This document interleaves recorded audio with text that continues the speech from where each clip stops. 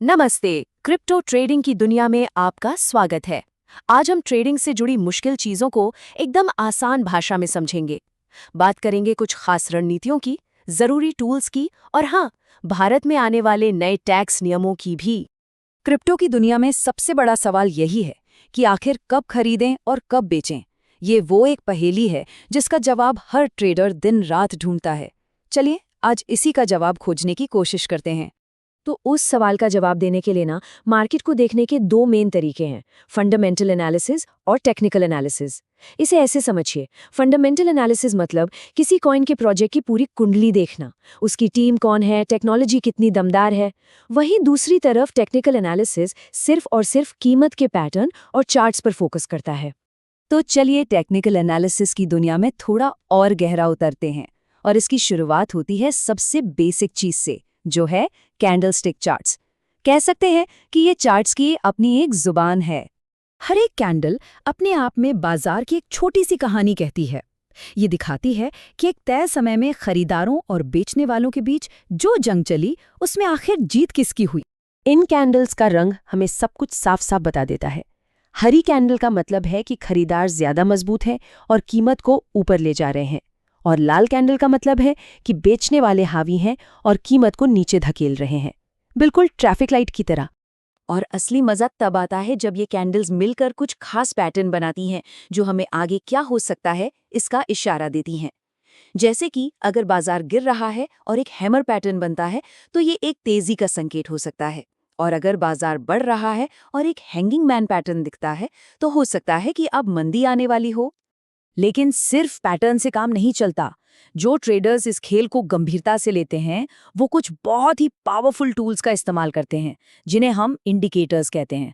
इनसे मार्केट की तस्वीर और भी साफ हो जाती है। RSI को आप मार्केट का स्पीडोमीटर समझ सकते हैं। ये हमें बताता है कि खरीदने या बेचने की रफ्तार कितनी है और कहीं मार्केट में जोश जरूरत से ज्यादा तो नहीं बढ़ गया है। अब देखिए, अगर RSI का नंबर 70 से ऊपर चला गया तो ये एक तरह का अलर्ट है। इसका मतलब ये हो सकता है कि एसेट को बहुत ज़्यादा खरीदा जा चुका है, यानी वो ओवरबॉट है और अब शायद कीमत में थोड़ी गिरावट देखने को मिल सकती है।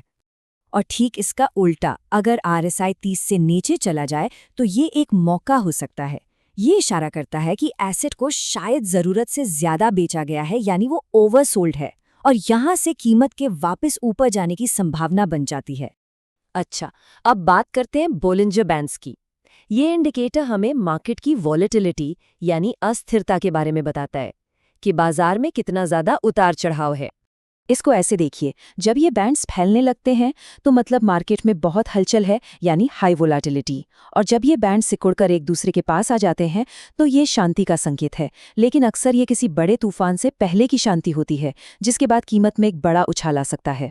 देखिए, सही टूल्स का होना तो सिर्फ आधी लड़ाई है। असली खेल तो रिस्क को मैनेज करने का है, और यही वो एक चीज है जो एक कामयाब ट्रेडर को बाकियों से अलग बनाती है। अब एक जरूरी सवाल आता है, स्पॉट ट्रेडिंग करें या फ्यूचर्स ट्रेडिंग। स्पॉट में आप असल कॉइन खरीदते हैं और मुनाफा तभी होगा जब कीमत बढ़ेगी। लेकिन फ्यूचर्स में आप असल में कॉइन के मालिक नहीं बनते, आप सिर्फ कीमत के ऊपर या नीचे जाने पर दाव लगाते हैं। फ्यूचर्स में ये सब मुमकिन होता है लेवरेज की वजह से। ये आपको अपनी जमा पूंजी से कई गुना बड़ा ट्रेड करने की ताकत देता है। लेकिन यहीं पर सावधानी बरतने की जरूरत है। ये एक दो धारी तलवार की तरह है, जितना बड़ा मुनाफा दे सकता है उतना ही बड़ा नुकसान भी करा सकता है। तो फिर फ्यूचर्स में कामयाबी का राज क्या है? एक शब्द में, अनुशासन। अपने ट्रेडिंग प्लान पर टिके रहना, कम लेवरेज से शुरू करना, और सबसे जरूरी, डर और लालच को अपने फैसलों पर हावी नहीं होने देना। और अनुशासन का एक और पहलू है नियमों के दायरे में रहना। एक ट्रेडर होने के नाते ये जानना बहुत जरूरी है कि देश का कानून क्या कहता है, और भारत में क्रिप्टो को लेकर कुछ बड़े नियम आने वाले हैं। भारत सरकार ने क्रिप्टो निवेशकों के लिए नए और काफी सख्त टैक्स नियमों का ऐलान किया है। ये नियम अप्रैल 2026 से लागू हो जाएंगे और ये सीधे सीधे हर क्रिप्टो निवेशक पर असर डालेंगे। अगर कोई अपनी क्रिप्टो होल्डिंग्स की जानकारी टैक्स डिपार्टमेंट को नहीं देता या छुपाता है तो उसे हर दिन 200 रुपए का जुर्माना देना पड़ सकता है। ये रकम सुनने में भले ही छोटी लगे, लेकिन हर दिन के हिसाब से ये बहुत जल्दी एक बड़ी रकम बन सकती है। और बात यहीं खत्म नहीं होती। अगर कोई गलत जानकारी देता है और उसे समय पर ठीक नहीं करता, तो जुर्माना सीधे 50,000 रुपए तक का हो सकता है। इससे ये बिल्कुल साफ है कि सरकार इस मामले को कितनी गंभीरता से ले रही है।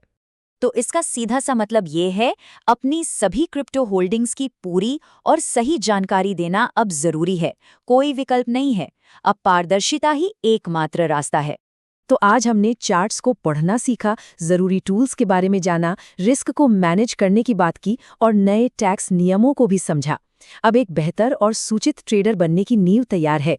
असली सवाल अब ये है कि इस जानकारी का इस्तेमाल अपनी ट्रेडिंग यात्रा को बेहतर बनाने के लिए कैसे किया जाए।